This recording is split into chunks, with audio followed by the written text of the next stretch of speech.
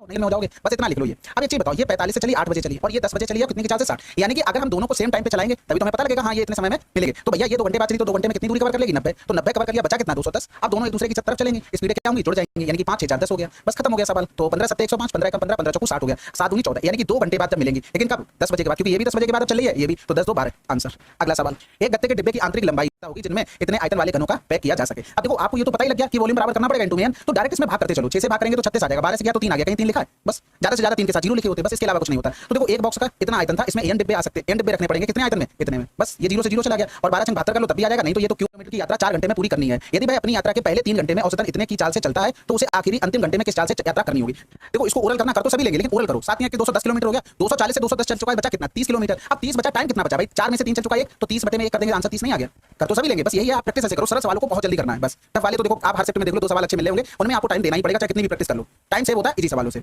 अब ये देखो सवाल भाई कह रहा था ट्रायंगल PQR में S और T क्रमशः PQ और PR पर स्थित बिंदु इस प्रकार है कि ST पैरेलल है QR के और ST PQR को समान क्षेत्रफल वाले 2 भागों में विभाजित करती है, PS और QS का अनुपात। इस प्रॉपर्टी पर पिछली शिफ्ट में 3 से 4 सवाल थे, अब समझ लो सवाल खत्म नहीं हो रहा है, अभी भी आपको नया टाइप का मिल रहा है इसमें। ये हो गया हमारे पास, अब ये इसके पैरेलल बोल दिया ST और ये हो गया QR, और बोल दिया अगर इसका एरिया 1 है तो इसका भी एरिया 1 है, 2 बराबर भागों में विभाजित कर रहा था। आपको पता है ट्रायंगल PST और PQR सिमिलर होते हैं, यानी कि अगर हम एरिया की बात करें तो अगर ST अपॉन में QR लिखेंगे तो ये होल स्क्वायर। टफ वाले तो देखो आप हर सेट में देख लो 2 सवाल अच्छे मिले होंगे, उनमें आपको टाइम देना ही पड़ेगा, चाहे कितनी भी प्रैक्टिस कर लो, टाइम सेव होता है इसी सवालों से। अब ये देखो सवाल भाई कह रहा था ट्रायंगल PQR में S और T क्रमशः PQ और PR पर स्थित बिंदु इस प्रकार है कि ST पैरेलल है QR के और ST PQR को समान क्षेत्रफल वाले 2 भागों में विभाजित करती है, PS और QS का अनुपात। इस प्रॉपर्टी पर पिछली शिफ्ट में 3 से 4 सवाल थे, अब समझ लो सवाल खत्म नहीं हो रहा है, अभी भी आपको नया टाइप का मिल रहा है इसमें। ये हो गया हमारे पास, अब ये इसके पैरेलल बोल दिया ST और ये हो गया QR, और बोल दिया अगर इसका एरिया 1 है तो इसका भी एरिया 1 है, 2 बराबर भागों में विभाजित कर रहा था। आपको पता है ट्रायंगल PST और PQR सिमिलर होते हैं, यानी कि अगर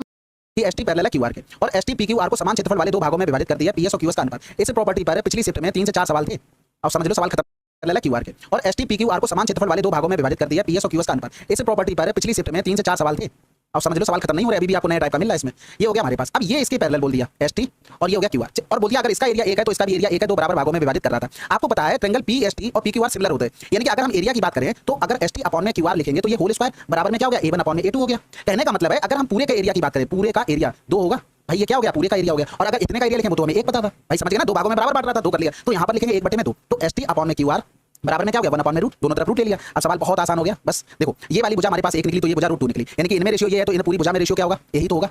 PS का मान हमें निकालना था QS के साथ, यानी कि अगर QS लिखेंगे तो √2 माइनस का 1 हो जाएगा, आंसर आ तो चुका है। PS अपॉन में QS बराबर लिखेंगे 1 बटे में √2 माइनस का 1। अगला सवाल, अब ये सवाल बहुत आसान है, कभी भी आपको यहाँ पर नंबर दिख जाए डायरेक्ट वैल्यू पुटिंग करो, 45 रखते हैं, 1 प्लस का 1 हो गया, इधर √2 माइनस का 1 अपॉन में √2 हो गया, इधर करेंगे 1 अपॉन √2 माइनस का √2 हो गया, इधर प्लस में 24 24 में 576 हो गया। अब देखो इसमें डायरेक्ट कॉमन टेंजेंट का फार्मूला चाहिए, चाहे इस तरीके से बनाओ, ये भी डायरेक्ट कॉमन टेंजेंट, चाहे ऐसे बना लो तब भी कोई मतलब ही नहीं सवाल में बचा भाई, फार्मूला आपको याद होना चाहिए था, नहीं पता तो बेसिक आपको पता होना चाहिए, वहां से भी आ जाता है। मैं बता दूंगा एक बार कैसे हो जाता है। देखो ये दिया गया था 30 का स्क्वायर माइनस में हो जाएगा R1 माइनस का R2, फार्मूला होता है CD बराबर में D स्क्वायर माइनस में R1 माइनस का R2 का होल स्क्वायर और ये हो जाएगा रूट। तो यहाँ पर करेंगे 32 और 8 का डिफरेंस आ जाएगा हमारे पास 8 4 12 यानी कि 24 का स्क्वायर। तो यहाँ पर देखो 30 20 50 54 हो गया, 30 से 20 गया तो 10 बचा, 10 से 4 गया तो 6 बच गया, तो इधर 6 में 54 गुणे में 6 हो गया, यानी कि 6 18 हमारा आंसर। अब देखो होता क्या है, जैसे ये चित्र बना है ठीक है, यहाँ पर देखना अगर हम रेडियस की बात करें एक छोटा रहा होगा एक बड़ा रहा होगा, इस तरीके से डायरेक्ट कॉमन टेंजेंट, ये यहाँ पर रेडियस एक रही होगी, इधर होगी, इनके बीच की दूरी दी गई, ये जो ऊपर टेंजेंट है ना इसको उठाकर यहाँ पर ले आओ, यानी कि ये R1 मान लो, ये R2 मान लो, ये R1 मान लो, तो ये वाली कितनी हो जाएगी, ये हो जाएगी हमारे पास R1 माइनस R2 हो जाएगा। अब ये छोटा सा जो ट्रायंगल है ये हो गया R1 माइनस R2 और ये हमें निकालना है और इसका मान हमें AB मान लेंगे। तो ये आपको बेसिक भी पता है ना, अगर फार्मूला का सवाल पिछले शिफ्ट में कर चुके थे तो 5x बटे में 60 प्लस में 12 y बटे में 60 बराबर में हो जाता है 1, तो 5 12 पंजे 60, यहाँ पर x बटे में 12 और 12 पंजे में 60, ये तो करके देख लिया लिख के, लेकिन जब आपकी प्रैक्टिस अच्छी हो जाएगी तब आपको लिख के नहीं देखना। ये हमसे ये पूछा गया था यहाँ पर 90 5 12 13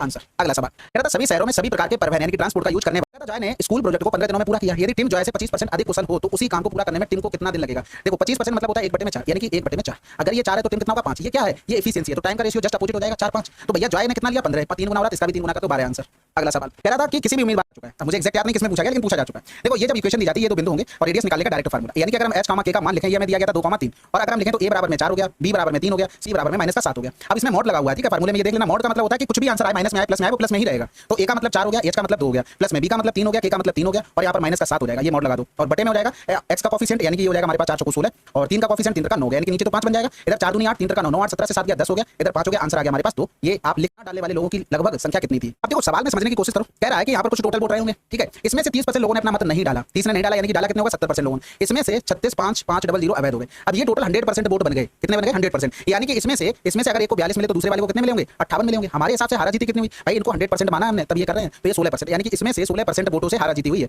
इसी का मान दिया गया था 2545800, यानी कि यहाँ पर जब सॉल्व करेंगे अब एक सेकंड को इसको पूरे को हटा देते हैं ठीक है। और इस पूरे टर्म को हम अभी थोड़ी देर के लिए कुछ मान लेते हैं समझाने के पर्पस से। इसको मान लिया हमने कैपिटल ए मान लो, तो ये तो चला जाएगा 100 ऊपर, यानी कि 2545880000 बटे हो गया 16। अब 16 से भाग करते हैं तो 16 एकम 16 हो गया, बचा कितना है 9 बचा है, तो 16 16 चौको 64, 16 पंजे 80 हो जाएगा, क्योंकि 96 ज्यादा हो जाएगा तो 14 144, 16 में 144 एक बचा, 16 एकम 16 किया तो कितना बच गया 2 बच गया, फिर 16 एकम 16 4 बच गया, 16 दूनी 32, 16 पंजे 80, पंजे 80 यानी कि 100 में एक स्कोर सेव खरीदता है, एक दर्जन सेव इतने में बेचता है, उसका हानि और परसेंटेज बताना। देखो एक स्कोर 20, अब जैसे ही आपने इतना किया रफ में आपको कितना लिखना है ये सोचो। यहाँ पर 20 खरीद रहा था, यहाँ पर 12 आपके दिमाग में, तो जितना खरीदेगा उतना ही बेचेगा। यहाँ पर हम 60 खरीदवा दे रहे हैं तो 20 60 हुआ, इसमें 3 का गुणा करेंगे तो 1200 हो गया, इसमें 12 पंजे 60 हुआ तो इसमें 5 का गुणा करके लिख लो, 5 चौको 20 हो गया, 5 छक्का 30 हो, 32 हो गया, 5 10 3 13 हो गया। फायदा कितने के लिए लिया 120 का, किसमें लिया 120 का गुणे में 100, भाई यही तो हमारा था, बस खत्म हो गया। नहीं तो फिर यहाँ पर 120 बटे में 1200 कर लो, तब एग्जैक्ट लिख लो भाई, अगर इतना ही बना है तो। समझ गया ना। देखो 400 में उसने 20 खरीदे और 264 में 12 बेच दिए, हमने उससे 60 बिचवाए और 60 ही बोला खरीद के लाना, तभी तो 60 बेचेगा। तो ये कैलकुलेशन हमने बना ली, 3 का गुणा हमने इसमें भी कर लिया, 5 का इसमें भी कर लिया। अगला सवाल कहता जब एक संख्या को इतने से भाग दिया जाता है तो शेष फल इतना, उसी से हानि क्या भाई 600 की चीज 10% की हानि पे खरीदी, यानी कि 9 बटे में 10, 25 20%, 20 पंजे 100, 4 बटे में 5, 68 उसने इस पर खर्च कर दिया, 600 में उसने बेच दिया। हमें निकालना कितना घाटा और नुकसान सब कुछ देखना बस, ठीक है। तो ये हो जाएगा, पहले गुणा कर लो,